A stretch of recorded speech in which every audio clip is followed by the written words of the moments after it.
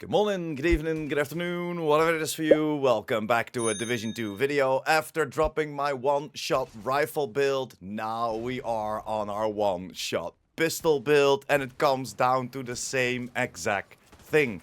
We have an insane amount of survivability, plus we can one-shot everything. Of course, the helmets will be our biggest opponent, but overall we can even start it with a kill squad, and yes, again, you can run around in retaliation. This is of course all boosted by the event that's going on. This build will still work without the event, but we might need to do some changes within our survivability, as this event gives us so much damage. So the next 2 weeks you can run around with a rifle, a pistol, or of course an MMR build, one of the upcoming builds as well, one of the easiest ones to get together. This build does not utilize any exotics, and it's so much fun to play with, even changing your pistol into a sniper pistol, one-shotting people from miles away. But that's enough intro, that's enough gameplay, let's dive right into the build. Starting with our specialization, we're utilizing the minigun specialization. This, of course, gives us an extra 10% armor on kill. The third reload is 50% faster, although with this pistol doesn't really matter that much. And of course, make sure that you stack into your pistol damage for your minigun. Then let's jump over to the weapons, or better said, the weapon. We are utilizing the Harvest. The Harvest is a named pistol, and the named addition to this is that it has a higher RPM and it has a higher base damage than its regular version. And this is one of the items that we can farm on the dogs right now. As we all know, there is a Bloody Valentine event going on for the next 2 weeks, and we can take out some mini warhounds in the open world and or within the bounty, and these dogs give you a guaranteed seasonal named item, and the Harvest is one of them.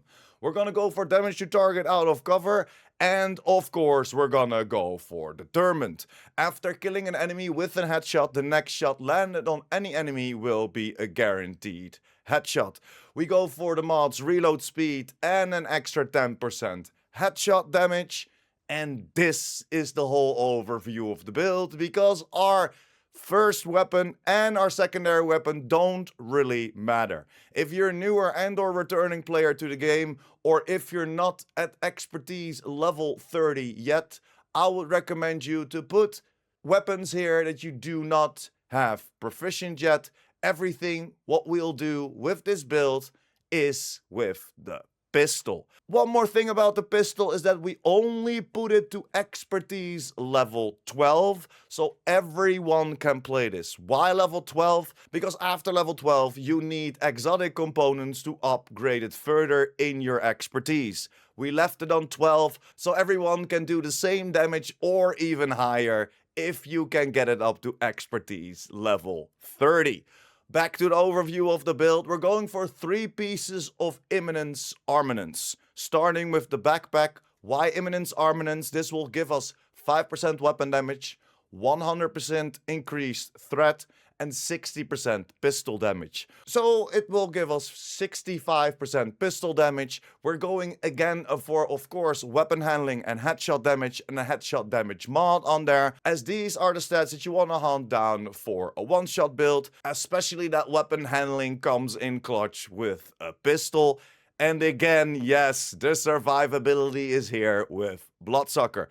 Killing an enemy adds a stack of 10% bonus armor for 10 seconds. Max stack is 10. So we're running around, one-shotting everyone, and having an insane amount of survivability throughout Bloodsucker.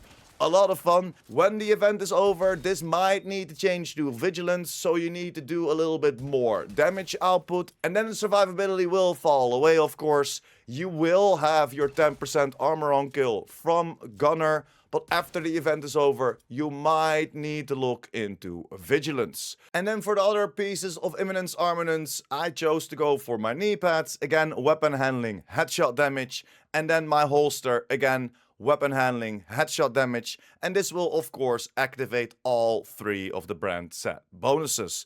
Next to that, I chose to go for Palisade, and this will give us an extra 10% armor on kill. So in combination with our specialization, we're getting a 20% armor on kill, and our backpack will give us a 10% bonus armor on kill. So this gives us so much survivability. Yes, you can also change these gloves to Imminence Armaments. If we scroll down real quick, you can put it on like this as well and go for the Dodge City Gunslinger holster. This is something that you can also test out whenever the event is over. You can keep Bloodsucker on the backpack, you will put the Gun City Gunslinger holster on, but then make sure when you run around that you switch over to your main weapons, because then the stack of the holster will go up on your pistol. If we read through this real quick, this is quick draw. While your pistol is holstered, gain a stacking buff every 0.3 seconds up to 100. When you swap to it, your first shot consumes the buff and deals 10% damage per stack. This deals headshot damage to anywhere you hit. This is something that you can definitely utilize whenever the event is over, but I felt a lot more comfortable running around with just my pistol, and that's why I chose to go for Palisade. I had Palisade gloves, so I changed them around and put an IA on the holster. Then for our chest piece, we of course use the Chain Killer. This is the named Walker and Harris chest piece. Again, weapon handling, headshot damage mod. This comes with perfect headhunter. After killing an enemy with a headshot, your next weapon hit within 30 seconds deals an additional 150% of that killing blow's damage. Damage is capped to 800% of your weapon damage. This is raised to 1250 if your headshot damage is greater than 150%.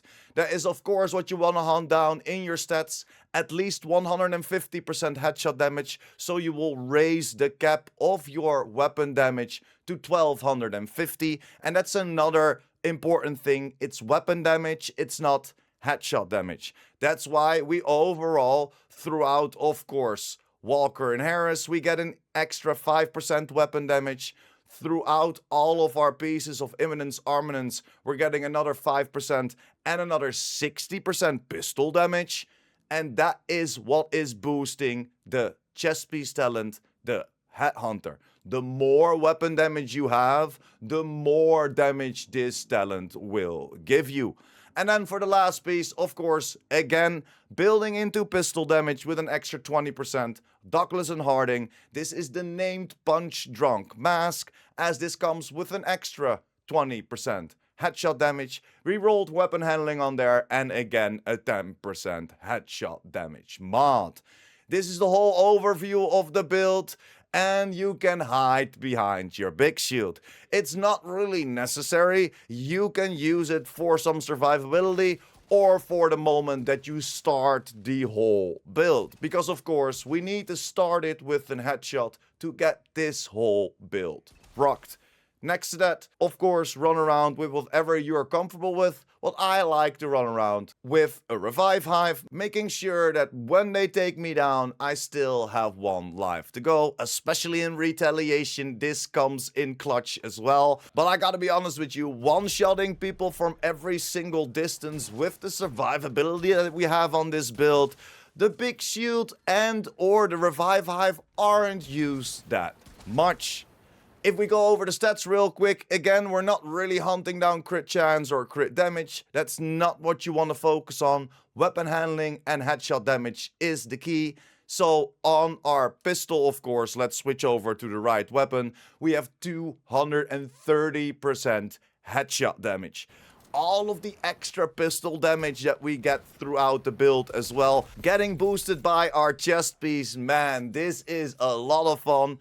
Incredibly strong, and we can have our sniper pistol shoot people from any distance. Test it out. Let me know in the comments down below what you like about this. Do you already have a build like this?